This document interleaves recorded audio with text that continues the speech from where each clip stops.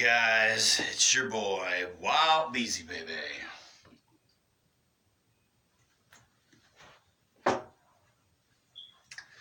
Oh man, and I'm here to react to the final professional wrestling pay-per-view 2019, last one of the decade.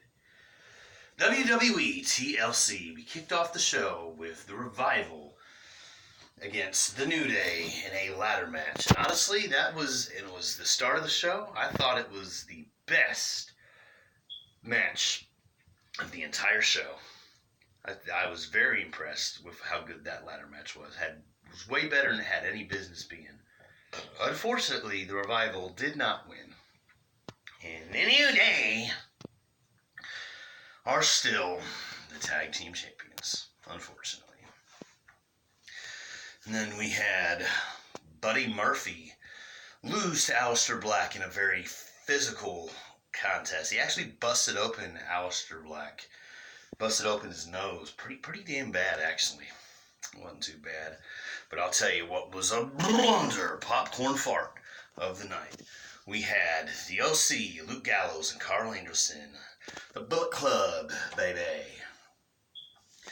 And the Viking Raiders, War Machine, go to a double countout. And during the whole match, they kept talking about KFC. These fans, there are 4 fans sitting at a table eating KFC. But in the funniest part of the night, the food got knocked off the table, and that got the loudest amount of boos of the entire night. You know, nobody likes to see good food, especially KFC, go to the ground. So, I mean, I get it, but honestly, that really made me laugh seeing that. But yeah, that match sucked. It was absolutely atrocious. It shouldn't have even happened. And then we had Baron Corbin and Roman Reigns on the 4th match of the card. That was supposed to be the main event. That was a damn good match. I really enjoyed it.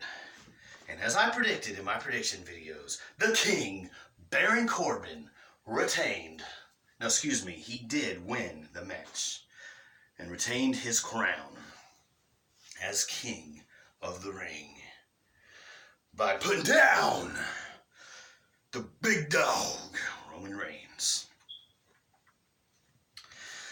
And then we had Bray Wyatt versus The Miz in one of the most bizarre matches I've ever seen. It was very strange and abnormal. Bray Wyatt literally just let The Miz beat him up for almost the entire match.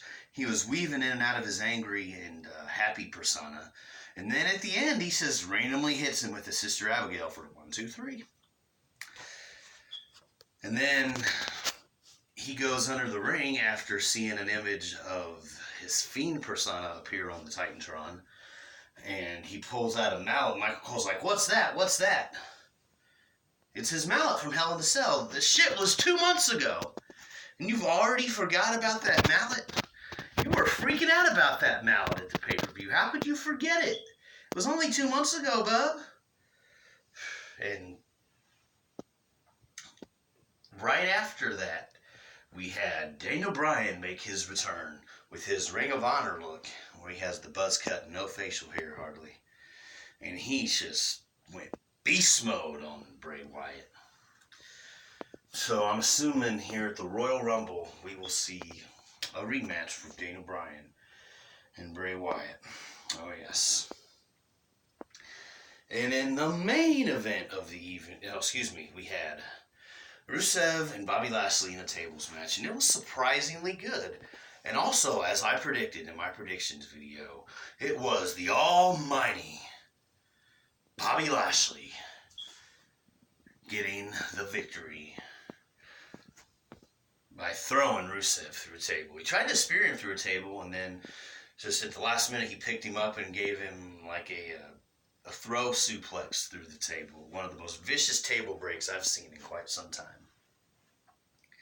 Until the next match, we had Kabuki Warriors, Asuka and Kairi Sane, retain their World Tag Team Women's Championships of the world at a very decent match. But there was a point where Charlotte went through a table and she was holding her neck. It was from the ring apron to the floor where the table was set up. And honestly, I thought she was injured, man. That looked real nasty. It looked really bad. Really enjoyed that match. That was definitely a 4-star situation. And the show went off the air. Baron Corbin and Roman Reigns continuing the brawl. So it looks like we will continue to see this feud go down.